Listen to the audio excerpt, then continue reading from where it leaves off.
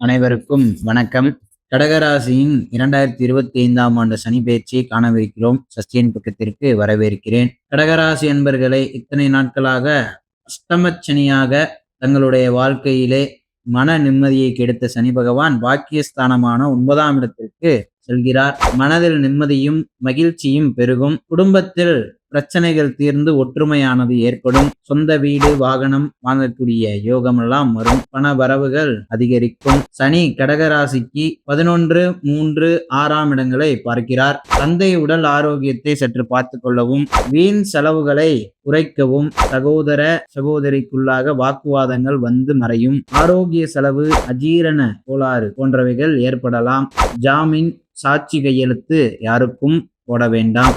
தட்சிணாமூர்த்தி மற்றும் சிவபெருமான் வழிபாடு சனீஸ்வரனுடைய பரிபூரண அருளை உங்களுக்கு கொடுக்கும் என்று தெரிவித்துக் கொண்டு விடைபெறுகிறேன். நன்றி, வணக்கம்.